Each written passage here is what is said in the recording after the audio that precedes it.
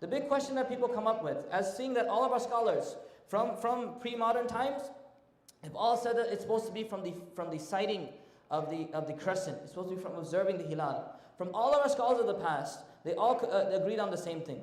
The main question people say is that, but Shaykh, you say that we're not allowed to calculate, but then we see that our prayer timings have all been calculated.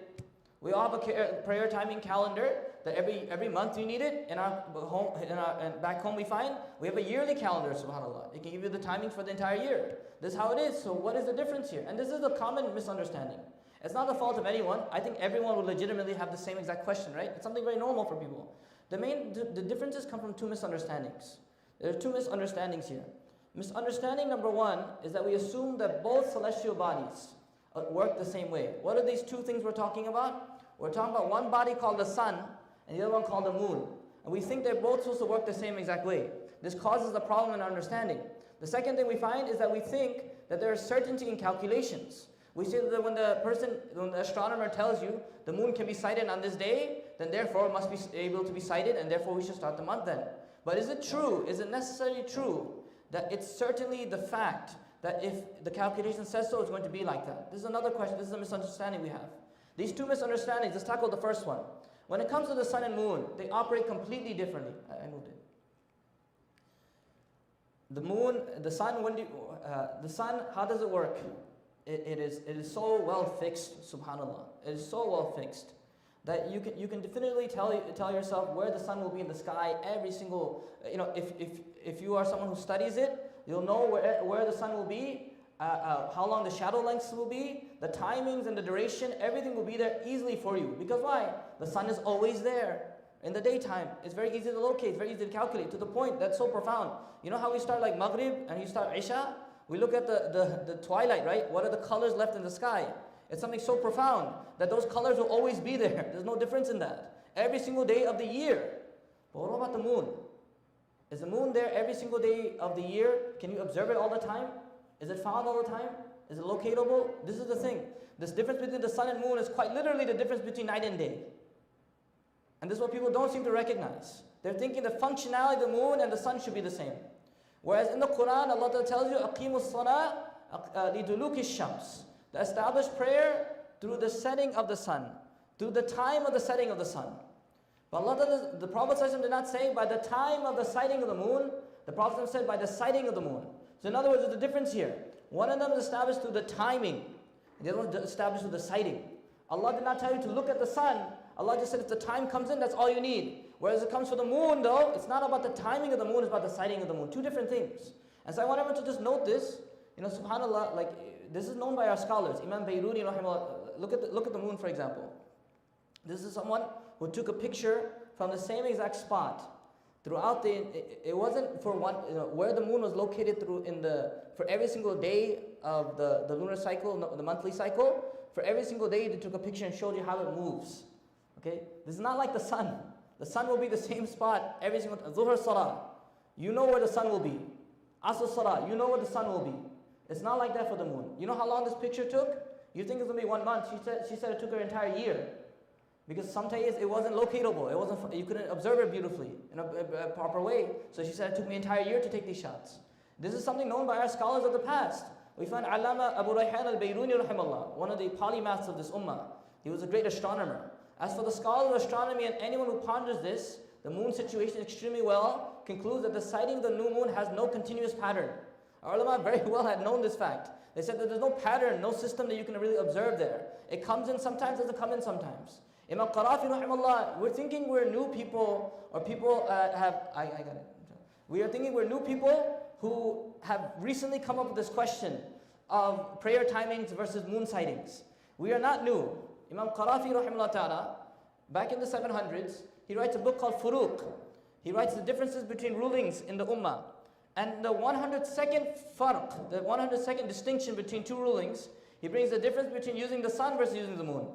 And in there he writes, why is it that we can determine prayer times by calculation and the use of instruments, yet in the case of crescent moons, for the determination of our Ramadans, it is not permissible to use instruments and calculations according to the accepted position. The difference is that Allah stipulated on devotional practice of fasting, the sighting of the crescent moon, and if that is not possible, then completing of 30 days of Sha'ban. And he did not stipulate an astronomical new moon. On the other hand, in the case of prayer times, he simply stated the entrance of the times. Hence, we are able to determine them by any means possible. For example, the prayer is conditioned upon the time of the sun being after Dhuhr, etc., after Zawal, etc. And he mentioned those things. However, with Ramadan, it was not linked to the conjunction separation, but with its physical sighting. And so should the crescent be obscured, we complete 30 days. Imam Qarafi himself is an astronomer. He says, and I think, and in his mind he felt that this is certain knowledge, that the astronomers can tell you exactly how the heavens, the celestial bodies work definitively. He said, along with that, I tell you it's not permissible because the Prophet ﷺ did not permit it. This is a scholar of high caliber of astronomy and of Islam. And he says, I don't think it's permissible for anyone to do so. This is also another, we can do it from another fiqhi perspective, many different ways we can examine it. But there are other things we want to consider here. That the Prophet ﷺ, he said, do not fast unless you see the crescent, and do not give up fasting until you see the crescent. But if the sky is obscure, if it's overcast, then complete it as 30 days. Okay, we have a book, mashallah, that we want everyone to take home. It's a booklet, a small booklet, mashallah. It has the different discussions, mashallah, if you want to give it to certain masajid or certain family members that are confused about calculations. Alhamdulillah, it's available for everyone, mashallah. In there we bring a number of hadith and a number of different conversations, mashallah, that you can look through, inshallah, and you can study for your own research, and you should give it to other people as well. So in this hadith, so we see something very important, that the Prophet ﷺ has said, that if it becomes obscure upon you, then complete the count. If the sky is cloudy. If the sky is cloudy, could the moon be behind the clouds? 100%. The moon could definitely be behind the clouds. But the Prophet ﷺ said that if you cannot see the moon, although the moon is there in the sky, he did not tell you if the moon is behind the clouds, then just calculate and estimate it. The Prophet ﷺ said, if it's cloudy, I know it's there, but your job is not to find out if it's there or not. Your job is to just start the next month, to just complete 30 days. This is something very important to keep in mind. The hadith of the Prophet ﷺ says very beautifully that if the sky is cloudy and the moon is behind the clouds, the Prophet ﷺ said it doesn't matter if it's in the sky or not. The main job is you just complete 30 days. It's not required. What does an astronomer tell you? An astronomer will tell you if the moon is there or not. But the question the Prophet ﷺ left us with is not if the moon is there or not, is that if it's cloudy or not. The Prophet ﷺ said just leave it there. The matter is very clear. The Nabi ﷺ was very clear. You saw that hadith that Mufti Idris very beautifully brought, that we are an ummah that doesn't read or write. What is that hadith for? Ibn Hajar rahimahullah ta'ala says that it's for the ummah to understand that wherever you are in the world, whether you're in a city or a desert, you will never need to have any level of literacy to establish deen. So if you are a person who's a Bedouin, who's never learned to read or write, you could practice Islam and become a wali of Allah. Similarly, if you're in the Kaaba of Shaitan, Makkah, right, Manhattan, right? Manhattan is like the Kaaba of Shaitan, right? I mean, you're in that type of area, you're going to find what? We're both from there, right? So you find that you can also become a wali of Allah. The ibadat are the same. Imam Ibn Hajar rahimahullah very beautifully says that when we don't learn, Prophet said, you will never need to know to read or write. Wherever you are in the deen, you can practice it. Now I ask everyone the simple question. If calculation is a valid method, then why did the Prophet say we don't need to read or write? And if the Prophet said if calculation is a valid method, does that mean then that there's a certain group of this ummah that's superior to other people? Is that how the way our deen works? May Allah forgive us even thinking like this. So there's a strong proof against it. Imam Abu Bakr al-Jassas rahimahullah ta'ala mentions this very beautifully. Again, he's one of the scholars. He's back in the 300s. And in here he's talking about the astronomers, telling you where the mansions of the moon are. It's a long conversation. I'm not going to go through it because of the fact that we want to save a little bit of time. I'll get there inshallah. I'm going to skip a little bit of the slides. So in here he mentions that, he says at the end, that he did not obligate, the Prophet ﷺ did not obligate recourse to the statement of an astronomer who says, if there were no obstacles or clouds, etc., we could see it. Therefore, the one who says we must regard the phases of the moon and the calculations of the astronomers has come out of the pale of the ruling of Sharia. And this is not a place that ijtihad can be tolerated due to the clear direction in the book, the nas, the sunnah, and the consensus of the jurists against it. We find that he goes and says this very explicitly about how the jurists are supposed to negate it, that the jurists understood, Allahumma salli Muhammad, that the astronomer's word has no value here. Okay, there is some value you can give in another place, not in this place of establishing the moon sighting. Maybe denying or rejecting the fact that a sighting may have occurred or not, but not in the case of establishing a moon sighting. The next question we want to resolve, and this is the big one. People say that the moon sighting has been calculated. How many various ways are there to calculate the moon? How many different angles and degrees are there?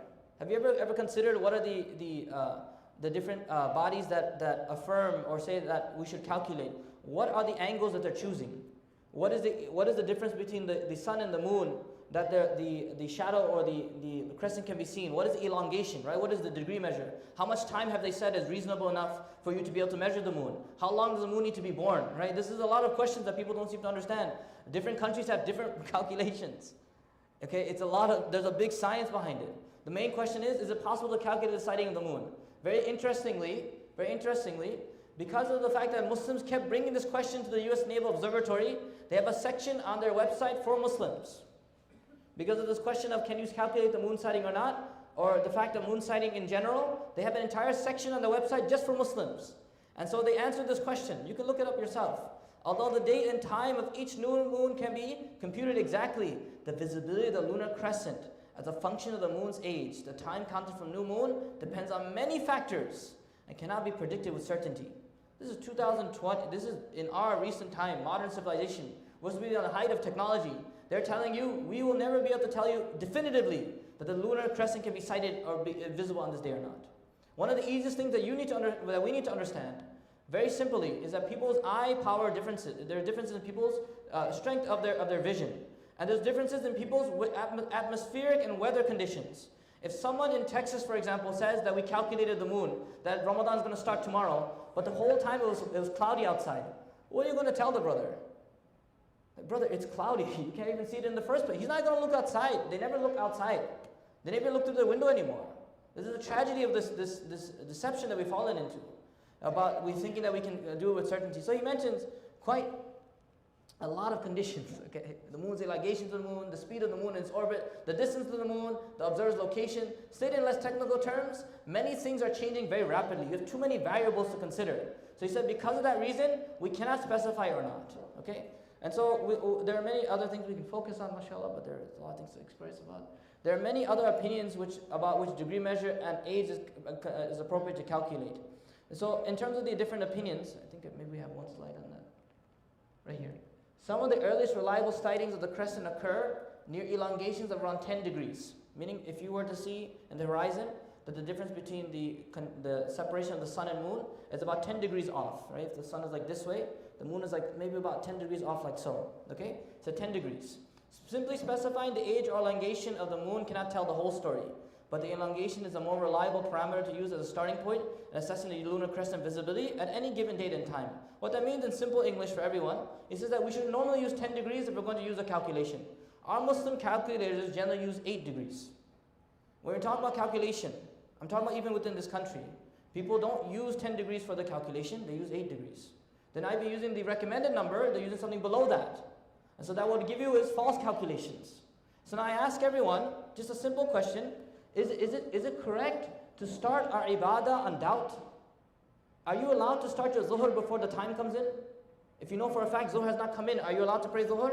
Say, I don't know if I not, so might as well pray zuhr. So what is the case of a person who's starting Ramadan on doubtful matters? Same thing with halal, so many different issues we can talk about. You're not allowed to just bank on the doubt when it comes to ibadah. You can't say it's a doubtful matter so it becomes halal. What are you talking about here? Right, subhanAllah, may Allah give us understanding. So this is the thing we want to consider. And the issue is not about certainty in the first place. Let me see. We have to finish by 8:45, right? 8:45, okay, we'll finish right on time. Okay. Imam Qarafi, rahimahullah, I told you about him in Al-Furuq, he writes, if a Muslim leader believes that the crescent was born upon calculation, he is not followed, because the consensus of the early scholars against that position. On record, we have only from our entire ummah, 1400 years of scholarship, we have only about 5 scholars who've ever endorsed calculation, and they've always put it with conditions. For example, the astronomer can only follow calculations, he can't, and no one else can follow it besides him. Or the fact that he says that if it's a cloudy on the 30th day, then maybe possibly. But only 5 scholars out of the 1400 years of centuries of scholarships that we have, all the ulama have said one thing and these people are on the other side. Imam Qarafi very explicitly says, whoever says it's based on calculation, he's not followed. Because ijma'u salaf is against that position. This is in spite of the fact the ability to calculate crescent moons, as well as solar and lunar eclipses, discharged with certitude.